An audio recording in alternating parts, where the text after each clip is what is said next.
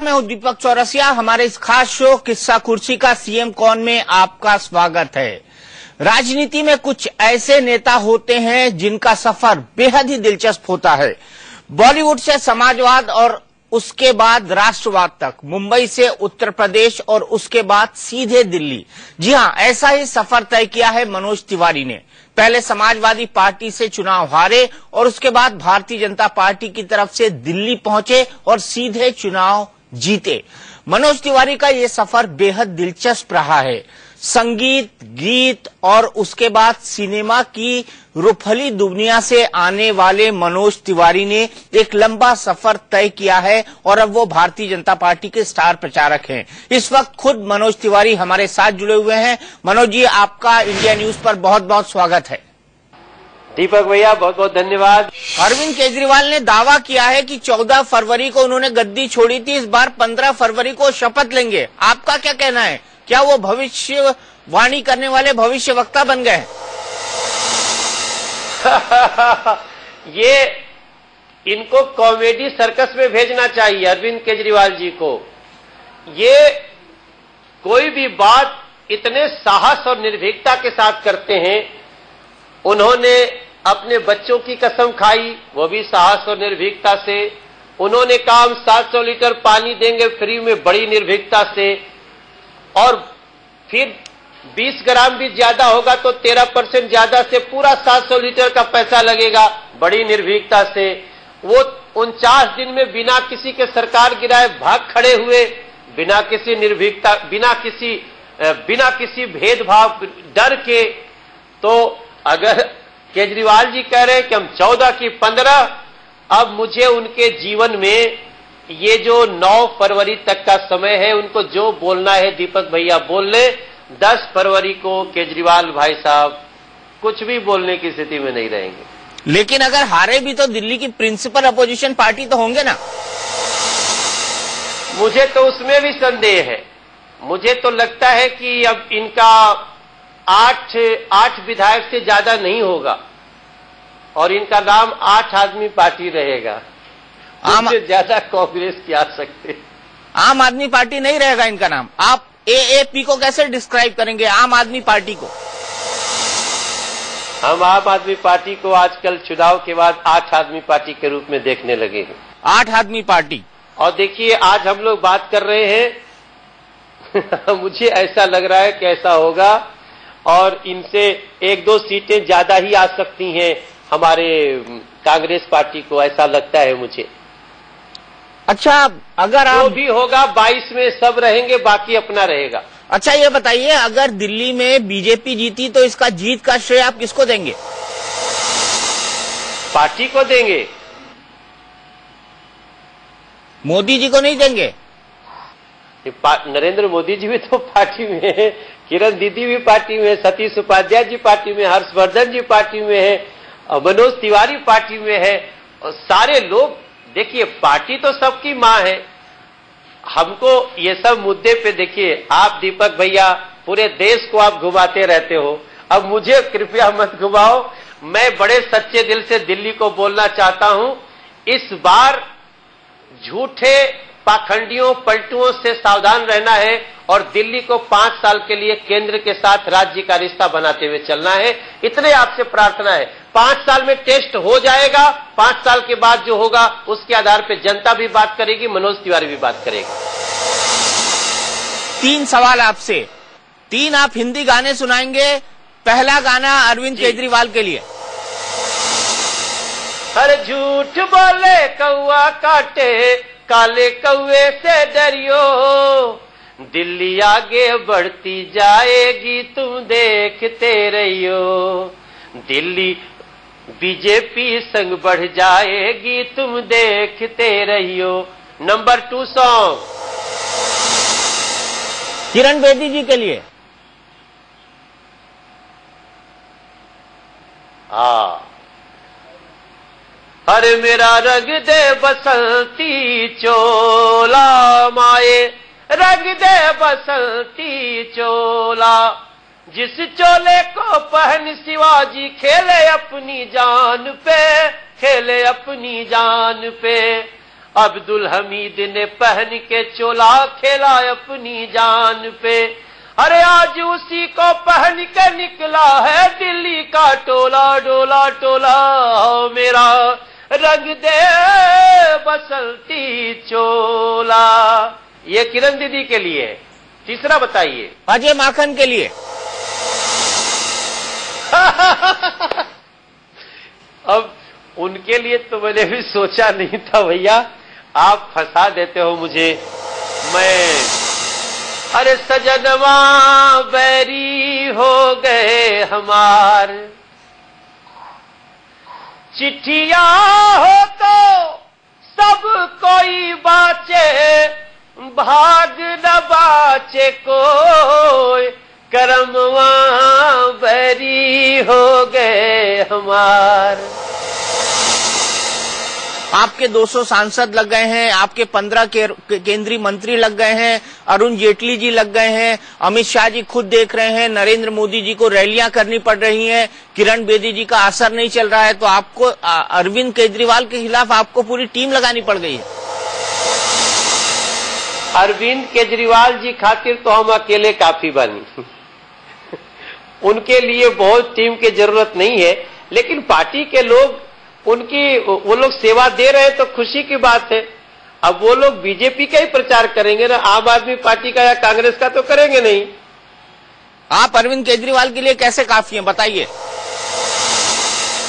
अरविंद केजरीवाल जी के लिए इसलिए हम काफी हैं कि हमारे दिल्ली के लोग, मैं चूंकि यहाँ का सांसद हूँ, लोग आते हैं मुझसे बताते हैं, किसी से जाके दिल्ली में पूछ दीजिए दिल्ली की राजनीति में भगेड़ू कौन है, आपको जवाब मिल जाएगा केजरीवाल। आप पूछ लीजिए पलटू कौन है, जवाब मिल जाएगा केजरीवाल। वो पोस्टर पे लिखते हैं बिजली बिल हाफ, पानी माफ, उनको ये भी लिखना चाहिए कि फिर 49 दिन में सरकार साफ। 49 दिन में सरकार साफ, लेकिन मनोज तिवारी जी फिर तो सीएम कैंडिडेट पार्टी को आपको बनाना चाहिए था।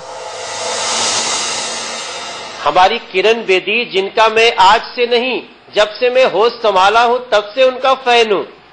किरण बेदी जी का एक शख्सियत के रूप में हमेशा से हम लोग फैन रहे। अब उनको हमारी पार्टी ने सीएम कैंडिडेट बनाया है तो आम आदमी पार्टी को इतनी दहशत हो गई, कांग्रेस को इतनी दहशत हो गई कि वो कुछ नहीं मुद्दा मिलता है तो सोचते हैं मनोज तिवारी को किसी तरह से ऐसा करो कि ऐसा लगे लोगों को मनोज तिवारी विरोध कर रहा है। मनोज तिवारी किरण बेदी जी को दिल्ली का सीएम बनवा के रहेगा।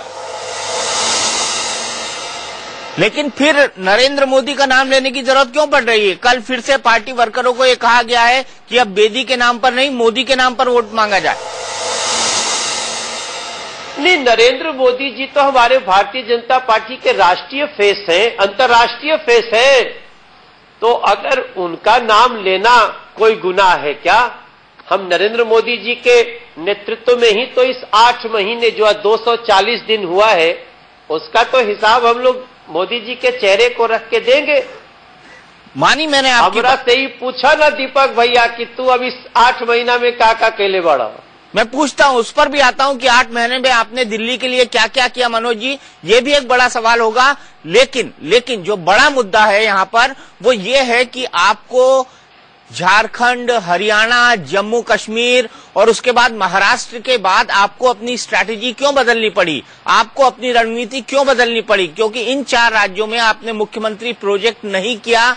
क्या दिल्ली में आपको अपना चेहरा बचाने के लिए बेदी नाम की जरूरत थी ताकि उनको पैराशूट के साथ आपको उतारना पड़ा? किरण बेदी जी का जब से नाम घोषित हुआ है, अरविंद केजरीवाल जी के चेहरे का रंग देख लीजिए आप। भाई साहब, किरण बेदी जी भारतीय जनता पार्टी की विचारधारा के साथ आई हैं। इसका क्या जवाब है आपके पास कि किरण बेदी ने नरेंद्र मोदी से गुजरात दंगों का हिसाब मांगा था? ऐसे व्यक्ति को पार्टी में लाना, सीएम कैंडिडेट बनाना, क्या ये अपॉर्चुनिज्म, अवसरवादिता नहीं है?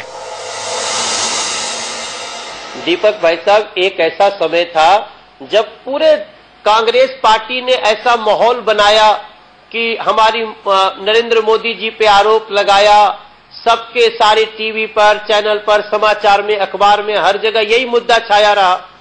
उस समय अगर किरण बेदी जी ने कुछ ऐसा पूछा भी तो वो उनकी सच्चाई का परिचायक है, लेकिन जब पूरे देश में इसी मुद्दे पे चुनाव हुआ और देश के लोगों ने नरेंद्र मोदी जी के सामने जितने लोग खड़े थे आरोप लगाने वाले, सबको ऐसा धराशायी किया, उसके बाद किरण बेदी जी को जवाब मिल गया। मैं आपसे इतना ही बोल सकता हूं कि दिल्ली के दिल में दीदी है, हर दिल्ली के दिल में किरण दीदी है, उसकी सबसे यारी है, कांग्रेस आपकी हो गई, अब बीजेपी की बारी है, अब बीजेपी की बारी है। हम इसी लाइन पे हैं और इसको सत्य करके दिखाएंगे दीपक भैया। अगर आप डांस कर रहे थे तो किरण बेदी की चाय भी पी लेते, चाय पीने से आपने क्यों मना कर दिया? अब यही कंफ्यूजन है ना। आपने तो कहा था कि किरण बेदी सीएम की कैंडिडेट नहीं है और उन्होंने सिर्फ पार्टी वर्कर की तरह ज्वाइन किया है।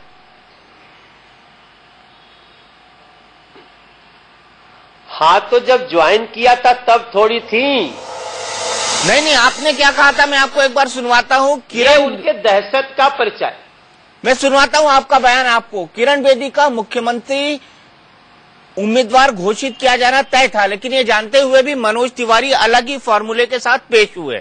उन्होंने साफ कहा था कि पार्टी के विधायक चुनेंगे कौन होगा मुख्यमंत्री। दिल्ली में भी जो लोग विधायक चुने जाएंगे ये वो लोग आपस में सीएम का चुनाव कर लेंगे, जो हमारे पार्टी के लीडर्स बैठेंगे। मेरा सिर्फ इतना ही कहना था, मैंने जो बोला है कि किरण बेदी जी मुख्यमंत्री की कैंडिडेट अभी नहीं है। जी मनोज भाई, ये आपका बयान था उस दिन। हाँ भैया, तो ये तो बयान बिल्कुल सही था। जब वो पार्टी में आई तो उस दिन वो सीएम कैंडिडेट थोड़ी थी। जब वो सीएम कैंडिडेट बन गई उसके बाद मैंने कुछ कहा क्या? उसके बाद तो मैं डांस ही कर रहा हूं। आप क्यों डांस कर रहे हैं? क्योंकि हाईकमान आपको करा रहा है, क्योंकि आपको उस बयान के बाद डांट पड़ी? नहीं, ये गलत बात है। मनोज तिवारी अपने दिल से काम करता है, हमको कोई डरा के धमका के काम नहीं कर सकता। बिल्कुल, अगर आप डांस कर रहे थे तो किरण बेदी की चाय भी पी लेते, चाय पीने से आपने क्यों मना कर दिया? अब यही कंफ्यूजन है ना कि चाय पीने तक तो वो दीदी नहीं बनी थी कैंडिडेट, तो मेरा कंफ्यूजन अलग था कि भैया मैं कहां जाऊं, क्या है। तो हम लोग तब तक पार्टी के पार्लियामेंट्री बोर्ड का तो यही इंतजार कर रहे थे ना।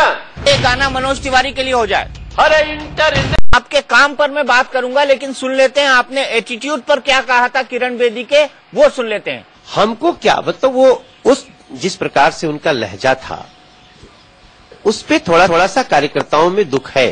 तो कार्यकर्ताओं में दुख हुआ, मनोज भाई एक्सप्लेन करेंगे कार्यकर्ताओं में क्या दुख हुआ? वो जो पहले दिन हमारी दीदी जब सीएम कैंडिडेट घोषित हुई तो उन्होंने मंच से किसी को बोल दिया था कि जो हल्ला करे बाहर चले जाए। ये एक छोटी सी बात थी, उसकी एक थोड़ा सा संदर्भ मैंने ले लिया था, लेकिन उसके साथ साथ आप पूरा मेरा एटीट्यूड देखिएगा।